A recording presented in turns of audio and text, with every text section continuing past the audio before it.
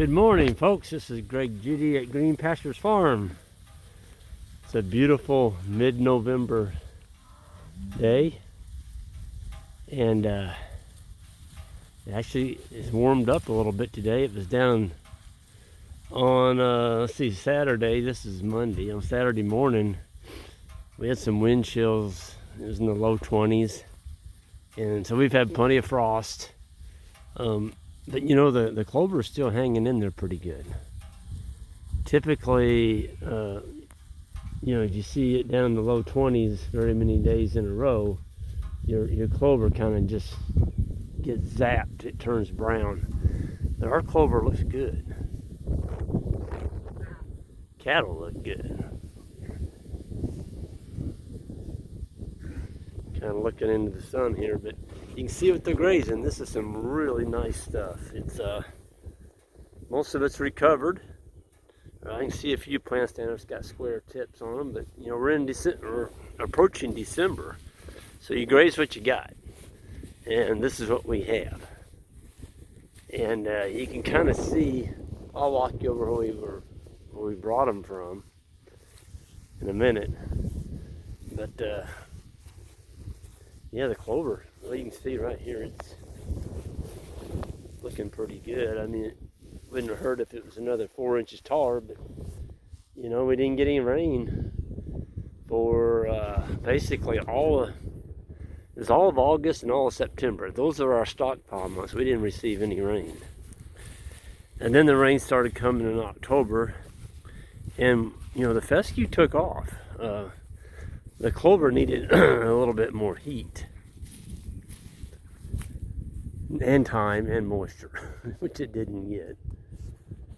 But the fescue responded quite nicely. We've got pretty darn good fescue out here.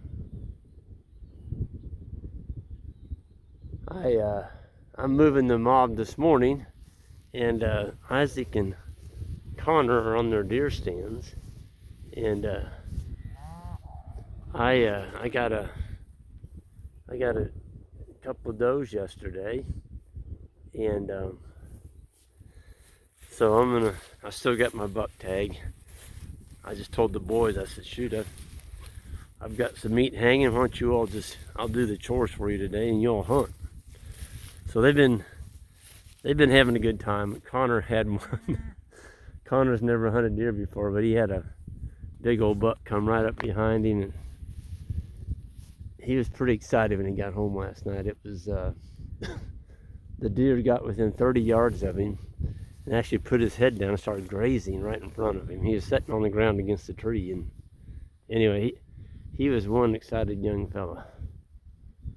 He didn't get him. A doe, he didn't know there was a doe behind him, and she snorted and took off running and took the buck with her. But that's deer hunting, you know. You don't always get them, and that's what makes it challenging. But there is a lot of deer. We need to harvest some of them because they're just getting so darn thick. You know, you hear about these diseases that get into them. The one called blue tongue, and I remember it hit North Missouri here.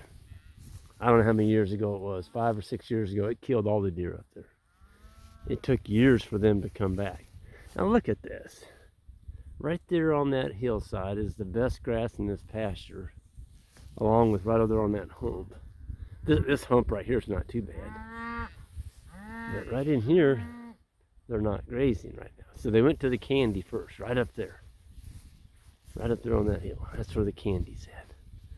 It's funny how cows get to know their landscape, you know.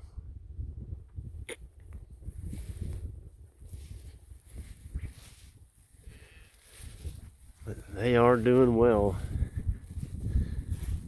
We're gonna have, well, we'll come back to this farm again after deer season, because we skipped 2 farms on the back there. We didn't graze them on this rotation because of deer season. There are deer hunters back there, and they're deer hunter owned properties. And so, you know, we respect that. We're hunters ourselves. We don't want cattle right where we're going to be deer hunting at. So after deer season, we'll come back and graze those areas on the back, and we'll graze this we've got some hay located around here in different places, and because it will have been grazed, a lot of the candy will be gone. We'll make them kind of clean up what they leave on this pass, and then we'll unroll us a little bit of hay, you know, and stretch out our winter stockpile that way. Those of you all that are thinking about baling mowers, they're going quick, and I'm not sure how much longer we're going to be able to keep the price. We did have to raise it, the price. They were $2,600, now they're $2,700. Steel prices, talked to a guy yesterday, he's paying 360% more for steel. 360% more. Yeah, no inflation here. People in the real world know there's inflation. It's all around us, and we can't help it. I mean, it's here. We're gonna have to live with it. So those of you all that are kind of on the fence about a baling mower, you better get them before they go up again, because I'm not sure how long we can hold the price where it's at. The steel prices just absolutely skyrocket, and having trouble getting steel. You know, when you shut down on your manufacturing in the United States and you're dependent on other countries, it doesn't work so well sometimes. We're finding that out, I think. So, you know, talking to a car the other day, he had a bunch of trucks on his lot. Couldn't sell any of them. None of them would start. Brand new trucks. He didn't have a chip. He didn't have the chip to put in them. I just can't believe we're that, I'm just going to say it, that's stupid to make ourselves that dependent on chips manufactured in China. We can't drive a pickup. We can't drive a brand new pickup truck because it doesn't have a chip in it. Golly, what have we done? Anyway, I think this is a wake-up call for America. We need to start making things here in the United States and not being so darn dependent on other countries to make everything for us. And we'll have jobs here, you know. So I'll climb back off that box, but I get tickled and you hear these reports, well, there's no inflation. You know, the head guy the other day in Washington is going, well, there's no inflation. There's nothing wrong with this economy. Well, yeah, there is. There's inflation and things are getting scarce, real scarce. Have y'all filled up your tank lately? Yeah. So it happens when you kill your, you know, we were completely energy independent, and now we're not. And it's showing up at the gas prices. It's going to get higher, so you got a big old tank, you better fill it up.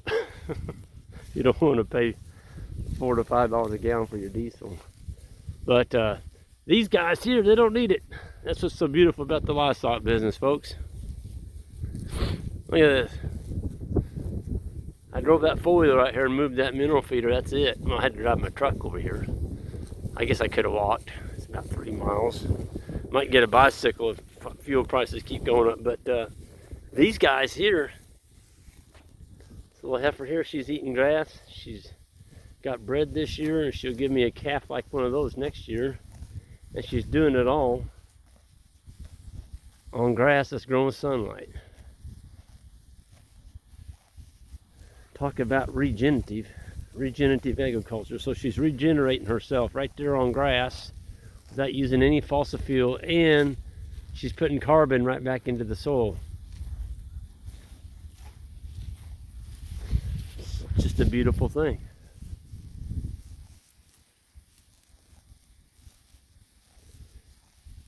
Golly, I just love being out with these cattle. Everything's so happy. You don't hear anything bawling. Everything's just chomp, chomp, chomp, chomp.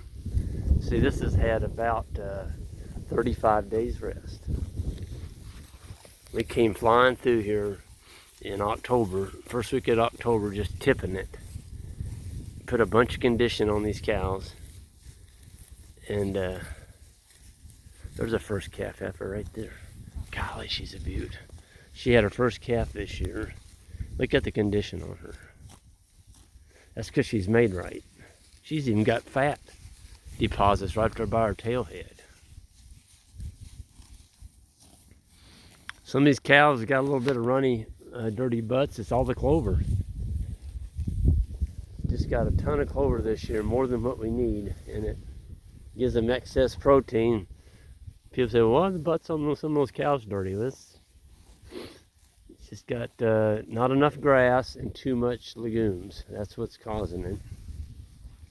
But you can't do anything about it. You got to graze what you got, and over time, nature will put that balance back. I've seen pastures that didn't have any clover in it, and then in a couple of years it's 50% clover. It fluctuates, folks. It goes back and forth. We want control of everything, and nature's in control. We're not. We can control where our animals are, how tight they are, how often we move them, what kind of animals we have there, and for how long, and the number of animals. So we do have some control of that.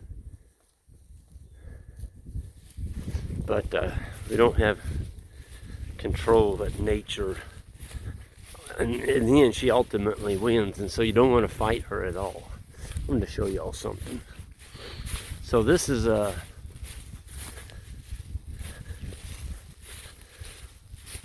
honey locust grove. No livestock. The owner doesn't want any livestock in there.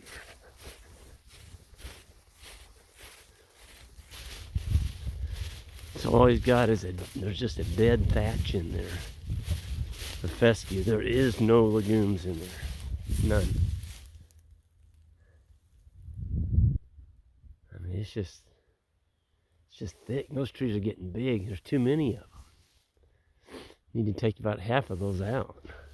They're going to get big. I mean, those things are already, well, some of them are 60 feet tall. All honey locusts, every one of them. There's not an oak tree in there. They're all honey locusts.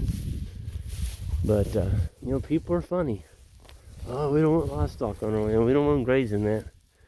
Well, that's what you're going to end up with. Just a great big old dense thing of thorns. It's not good for anything like that. I like a few thorn trees, but they need to be spaced out. Look at that. I think there's 5 acres right here. It's got pretty good grass in there if you get in there and graze it, and you get some clover growing in there. Boy, that'd make pretty nice honey locust savanna. But anyway, just to show you, you take animals and remove them. See, this farm was sold, and when Doc bought it, that part there was not available. It had already been sold off. There was I think there's 20 acres in that strip, goes all the way up to Blacktop. It's got a house on it. City people bought it, and that was the end of that. Man, this is just some beautiful grass out here. There's a pretty little heifer. There's a lot of pretty heifers out here. But with that, I think I'm gonna go ahead and sign off here. Just a couple items I did want to mention. One is Jan said if you want to get your books or your hat or your t-shirts by Christmas from our website, you need to do that. Those books are on there. They are personally autographed by myself. No Risk Ranching, Comeback Farms, and Greg Judy, How to Think Like a Grazer. That's my last book. But anyway, if you want to get them by Christmas, she's already been warned that the mail is going to be slow, and you need to get that stuff ordered if you want it by Christmas. So just that plug. And one other one, we do have it's a Rincon Honda ATV. We're going to be selling it. We got it cleaned up, 4-wheel drive. It's got the bracket on the front to put the bar on to run over your fence while it's hot. I took the actual bracket off and put it on my other four-wheeler, but it's a Rincon. It's a 500cc. It's the biggest one made. 4-wheel drive, excellent condition. Oil is always changed on it, and it's going to be I may just put a picture on our website of it. It's a beautiful four-wheeler. I don't know if you all tried to buy a Honda four-wheeler this year. Good luck. There's not very many of them out there. It's another shortage. We have a Honda dealership in Columbia. They usually have anywhere from 50 to 100 of them on the lot. They have zero. Not one. They can't even get them. They can't even back order one. That's crazy. I mean, things are getting short supply. But when you have a rampant explosion of money supply, printing money out of thin air, and there's too much money chasing too few of goods. And that's what causes inflation. So you just got it from me. But it's a really nice four-wheeler, folks. If you're interested, fire me an email. Go to our website. My email's on there. And it's a really nice four-wheeler. It's like I said, it's four-wheel drive. It's got the automatic shift, or you can do it manually. It's just a heck of a nice outfit. So I'm going to sign off here on a beautiful November day and just enjoying my time out here with the cow herd. Y'all have a good one.